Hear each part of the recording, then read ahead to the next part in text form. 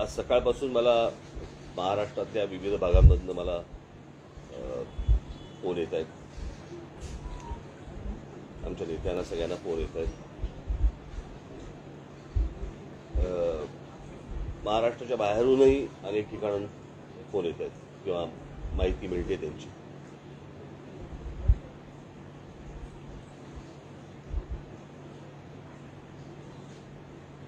पोलिसांचे फोन येत आहेत. पोलीस काही गोष्टी सांगतायत. सर्वसाधारणपणे आता अनेक ठिकाणी आमच्या पदाधिकाऱ्यांना, माझ्या महाराष्ट्र सैनिकांना पोलीस नोटिसेस पाठवत आहेत, डिटेन करतायत, पकडतायत.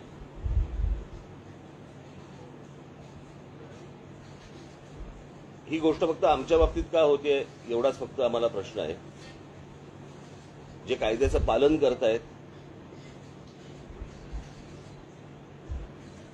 त्यांना तुम्ही सजा देणार, त्यांना तुम्ही डिटेन करणार,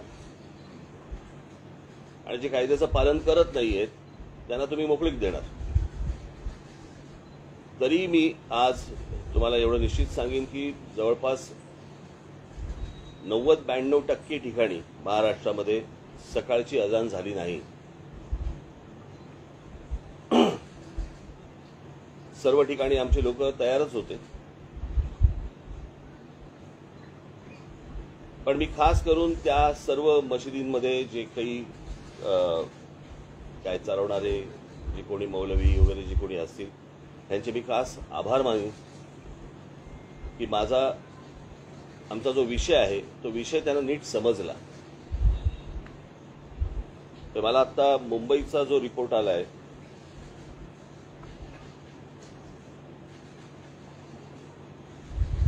त्या मुंबईच्या रिपोर्टप्रमाणे मुंबईमध्ये 1140 मशिदी आहेत आणि त्याच्यापैकी 135 मशिदींवरती सकाळची अजान 5 वाजायच्या आत लावली गेली.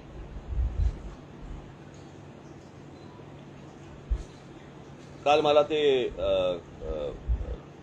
विश्वास नांगरे पाटील यांचा मला काल फोन आला होता आणि त्यांनी सांगितलं की आम्ही सर्व मशिदींशी बोललेलो आहोत, त्यांच्या मौलवींशी बोललेलो आहोत, ते कोणी सकाळची अजान लावणार नाही. मग या ज्या 135 मशिदींवरती जी अजान सकाळी 5च्या आत झाली यांच्यावरती आत्ता राज्य सरकार कोणती कारवाई करणार आहे की फक्त आमच्याच मुलांना उचलणार आहे?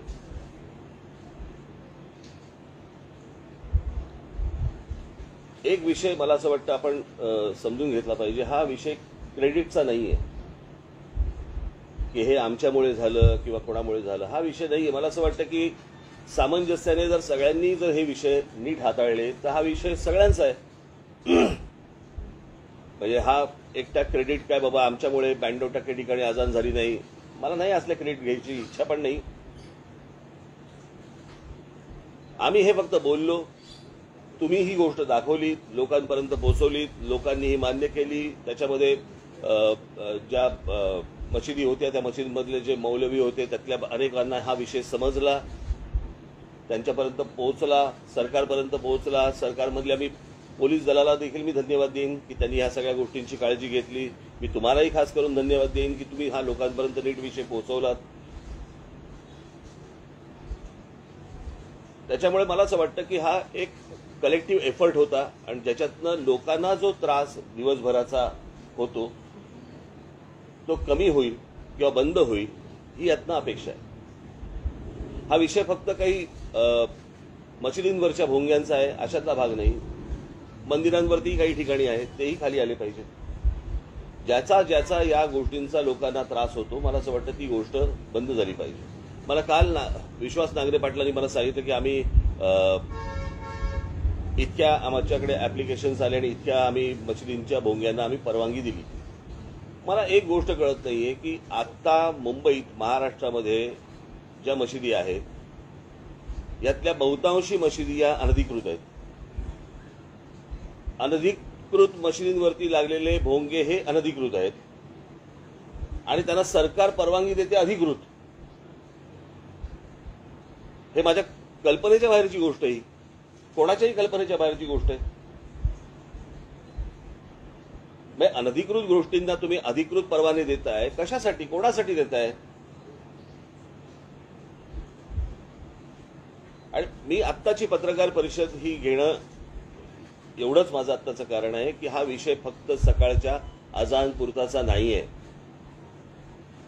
दिवसभर जी काही 4 ते 5 वेळा जी काही बांग दिली जाते, जी काही त्यांची प्रार्थना ते म्हणतात, जे लाऊडस्पीकरवरनं म्हणतात, ती जर परत जर त्यांनी दिली तर आमची लोक हनुमान चालीसा त्या त्या वेळेला वाजवणार म्हणजे वाजवणार.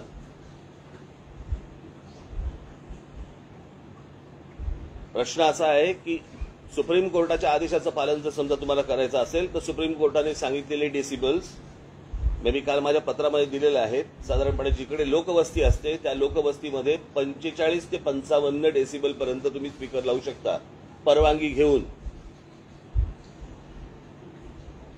काल विश्वास नांगरे पाटलांनी मला जे सांगितलं की आम्ही त्यांना परवानगी दिलेली आहे. तुम्ही 365 दिवसाची कशी काय देऊ शकता?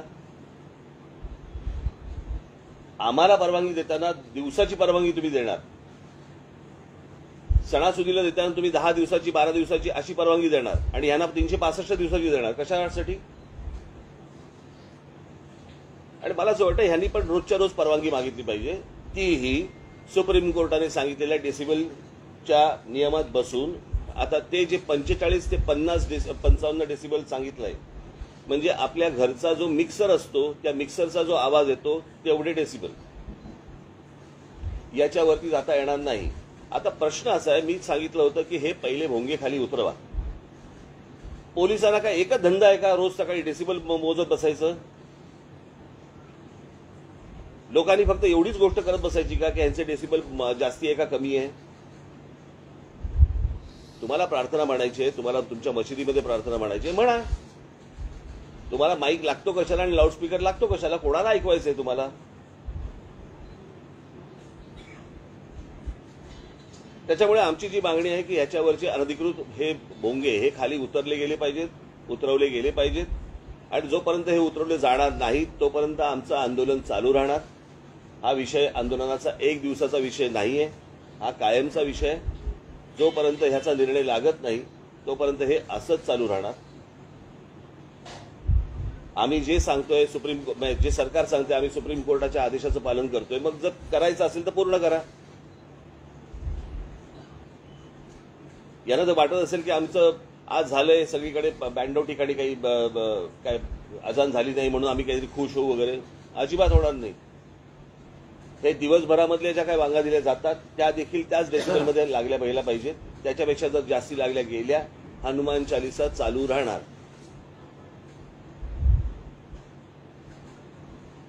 यांचा जर या बाबतीत, बरं मी काल पण सांगितलंय, परत एकदा सांगतो, हा सामाजिक विषय, हा धार्मिक विषय नाही.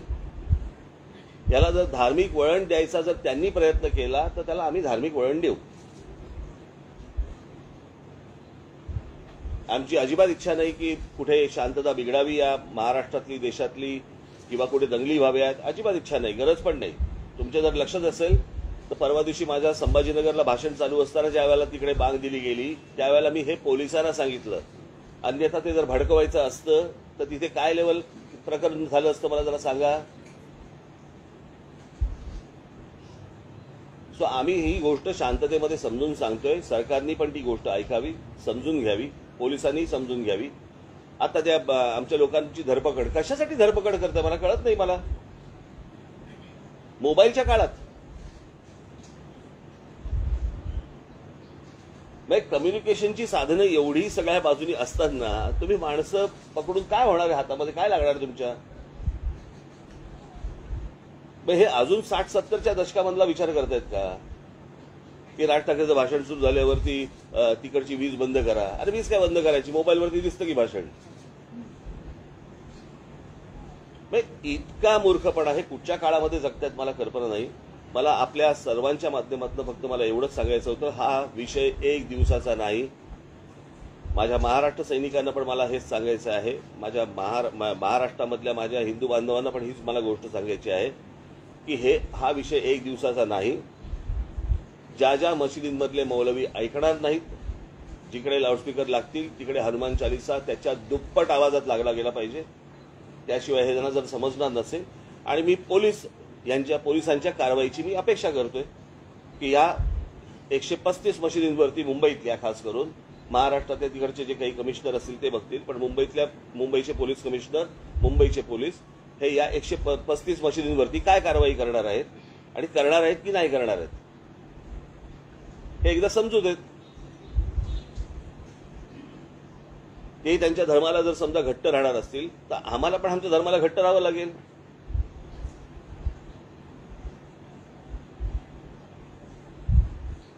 याचा पोलिसांनी विचार करावा, सरकारने विचार करावा आणि मला असं वाटतं की या महाराष्ट्रात शांतता नांदावी, लाऊडस्पीकर्स बंद व्हावेत. जेव्हा तुम्हाला सणासुदीला लागतायत, काही सभांना लागतायत, कुठच्या कारणाला लागतायत, आपण समजू शकतो लाऊडस्पीकर. पण 365 दिवस सकाळी उठल्यापासून दिवसभरामध्ये 4-4, 5-5 वेळा तुम्ही जर ऐकवणार असाल तर आम्हाला नाही ऐकायचंय ते. याचा महिलांना, विद्यार्थ्यांना, कोणी आजारी ग्रस्त असतील त्यांना त्या गोष्टींचा त्रास होतो. एवढं पण समजत नाही. ह्यांचा धर्म मोठा माणुसकीपेक्षा. परंतु मी परत सांगेन आपल्याला की ज्या मशिदींवरचे सकाळी आज अजान झाली नाही त्यांनी देखील याच्या पुढे ज्या वेळेला त्यांना काय प्रार्थना म्हणायची आहे, एक तर पोलिसांनी भोंगे खाली आणले पाहिजेत. तुम्हाला जी काय प्रार्थना करायची मशिदीमध्ये करा आणि हे आवाज बंद झाले पाहिजेत महाराष्ट्रामधले. एवढीच फक्त मी अपेक्षा करतोय. परत एकदा सांगतो, हा विषय एक दिवसाचा नाही. तुम्ही 4 तारीख म्हणून 4 तारीख पकडू नका. हा कायमस्वरूपी राहणार जोपर्यंत विषय निकाली लागत नाही तोपर्यंत. सर, एक प्रकारे तुम्ही हे आंदोलन जे आहे ते तीव्र करताय. म्हणजे एक प्रकारे जोपर्यंत हा मुद्दा सुटत नाही तोपर्यंत तुम्ही हे आंदोलन तीव्र करताय. यामुळे समाज स्वास्थ्य किंवा कायदा सुव्यवस्थेची परिस्थिती याचा विचार त्यांनी करायचा आहे, मी नाही करायचा आहे ना.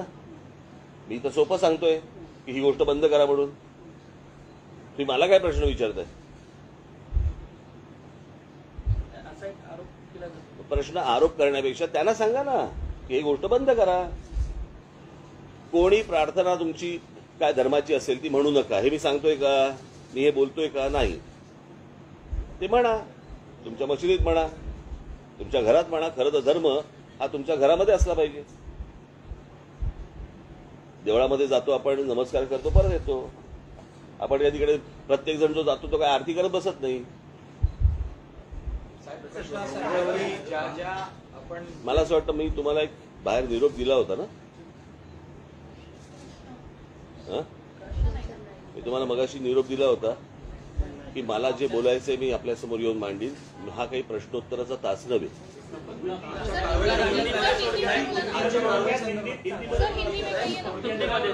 मैंने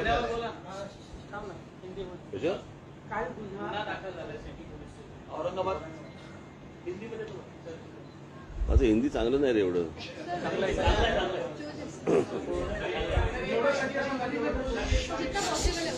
हमारे कार्यकर्ता का धरपकड़े जो चल रहा है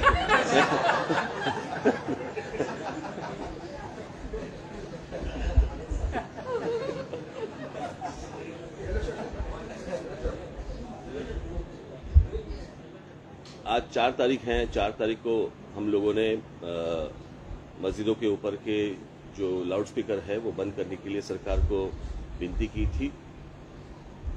और 4 तारीख के बाद हम लोग अगर लाउडस्पीकर चलाए गए तो उसके सामने हम लोग हनुमान चालीसा इस महाराष्ट्र में, देश में लोग चलाएंगे, लाउडस्पीकर के ऊपर चलाएंगे. ये हम लोगों ने कहा था.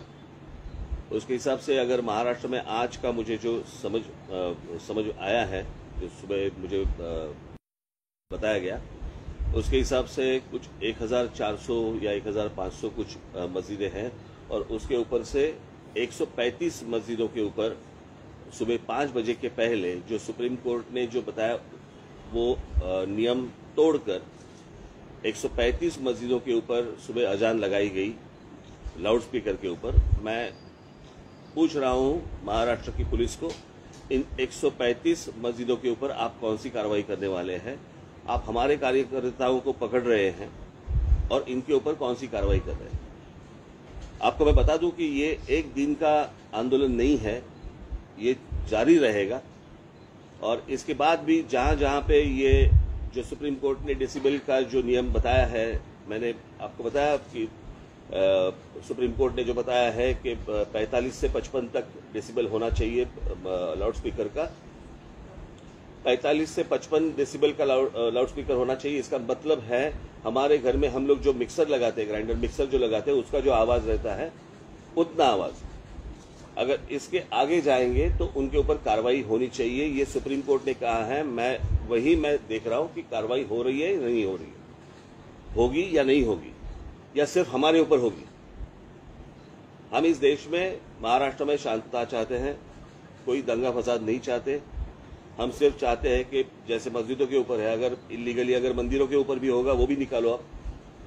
ये विषय सामाजिक है, ये धार्मिक विषय नहीं है, ये पहले समझ लो आप। और उसके हिसाब से मुझे लगता है किसी भी सरकार को, इस देश में किसी भी राज्य सरकार को या वहां की पुलिस को इस तरह की एक्शन उनको लेनी चाहिए। अगर आप सुप्रीम कोर्ट का अगर आप कंटेम्प्ट ऑफ कोर्ट कर रहे हो तो सुप्रीम कोर्ट इसके आगे क्या करने वाली है ये भी मुझे देखना है। कि एक बार फैसला सुना देती है आप, और फैसला सुनाने के बाद अगर नीचे जो सरकारें हैं वो उसका इम्प्लीमेंटेशन अगर नहीं कर रहे हैं तो फिर फायदा क्या है सुप्रीम कोर्ट का? सुप्रीम कोर्ट का डिसीजन है, डिसीजन के बाद अगर सरकारें नहीं मानती तो क्या करेंगे आगे? और जब निवेदन की भाषा जब नहीं समझ में आती तब आंदोलन की भाषा शुरू हो जाती है। और इसके लिए आंदोलन है, ये एक दिन का आंदोलन नहीं है, ये चालू रहेगा जब तक ये आवाजें लाउड स्पीकर बंद नहीं होते, तब तक ये चालू रहेगा। ठीक है?